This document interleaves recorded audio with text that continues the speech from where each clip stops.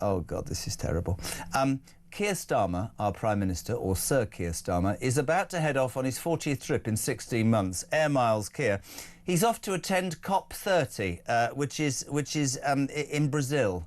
They've had to dig half the rainforest down to create a runway and roads so they can get in there. We're delighted to say a very good morning to, is it Harry Wilkinson, Head of Policy at the Global Warming Policy Foundation? You see, that's a proper job, and I'm just sat here. Good morning, Harry. How are you? Good morning. I'm very well, thank you. Very good to have you on. You're not one of those, you're not pro the friends, you're not one of them friends of the earth and up for this net stupid zero rubbish, are you?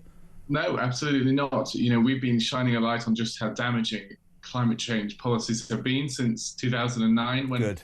Lawson. I was being slightly cynical. I support almost everything that the Global Warming Policy Foundation talks about. It is ludicrous, though. Let me just play for the people listening this morning.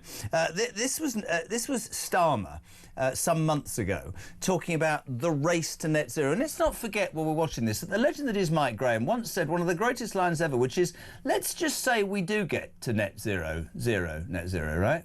What does that mean? Do you get a medal? What's next? You're going to get to -10. Whilst we're spending billions, the rest of the world doesn't give a toss. Have a listen, have a watch.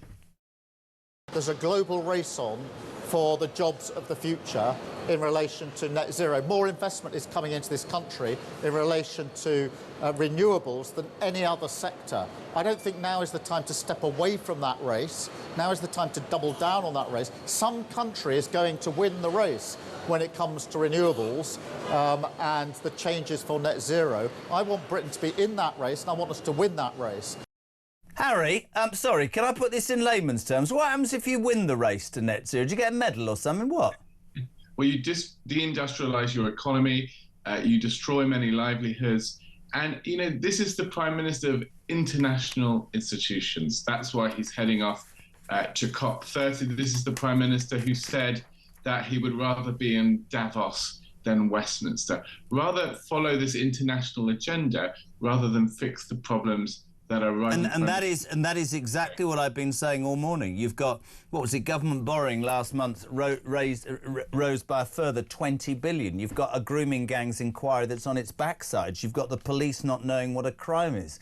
We're skint. People's energy bills and food bills are going up, and he thinks it's a good idea to head off to Brazil to talk about how apparently net zero will benefit us all. The truth is, Harry, and this is me at my most serious, if you're billions in debt and you can't even afford the interest on the debts you've got, for me it's about priorities, and I think there's enough in this country right now that the government should be spending its money on. That's where I come from.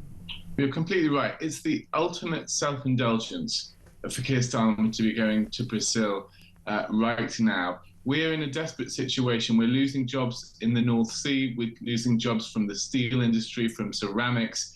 These are real people with real livelihoods. These were good, solid, working class, high-skilled, high-paid jobs that, unfortunately, we don't have enough of. And particularly in those regions that were the Labour heartlands, where a lot of these industrial jobs were located, you know, those places are seeing more and more industrial decline. He's got to turn that around. That should be his priority. Why do you think though? Because I mean, I happen to be lucky enough to have been on air the other day when I wish we had the clip, we haven't, but when he was humiliated. I mean, Trump tore him a second one. It was the best bit of television I've seen in a long time. Stood on the stage in wherever it was, Sharm el Sheikh, and wanting to take credit for the peace process between the Palestinians and Israelis, despite the fact that he'd recognised Palestine and was nothing to do with it, and was literally put in his place by the Donald. And you think, so you run around the world thinking that you're some sort of international statesman when you're not actually, you're irrelevant. But more than that, we as a country are becoming, as you quite rightly say, stuff at home that needs doing, and yet just run away from it, you know?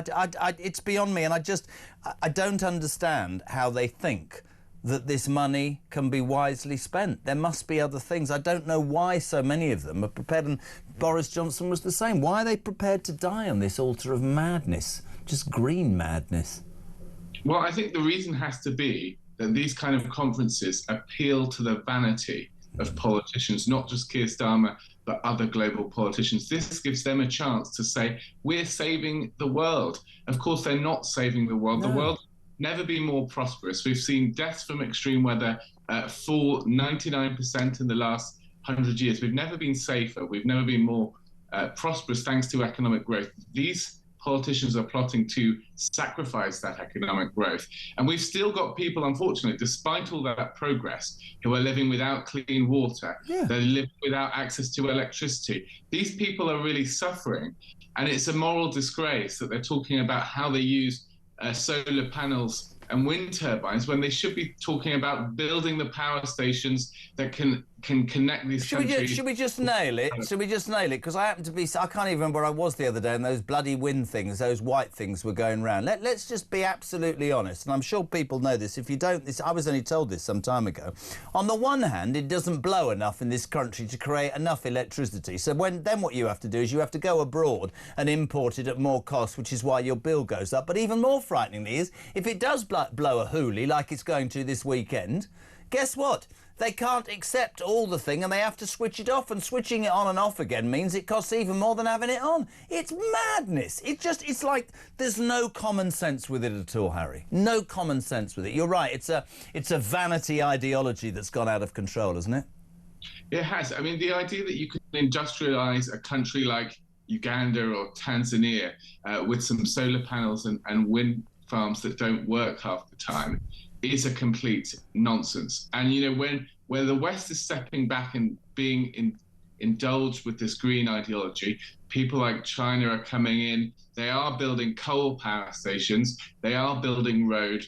They are building the infrastructure that we see as dirty. We see ourselves as too holier than thou to be funding this essential infrastructure. And other countries are stepping in. We're losing influence. And actually, you know, what these institutions should be for is promoting our values of democracy, freedom, protection from corrupt governments. These are the things we want to be promoting internationally. But we're failing to do that because we're obsessed with this green ideology. And of course, we're distracting the very serious issues that we're facing here at home. Is, just to finish, Harry, and we love you, is Richard Tice right? Net stupid zero, he is, isn't he?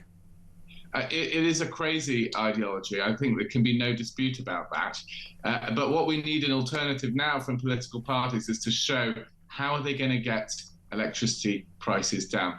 Whatever the next government is, they're going to be left with a complete mess in terms of our energy sector. So we need plans now to get the cost of energy down. See, there's you being practical from the, I've got to get this right, the Global Warming Policy Foundation, but our Prime Minister says it's a race to win. We want to win the race. Harry, thank you so much indeed.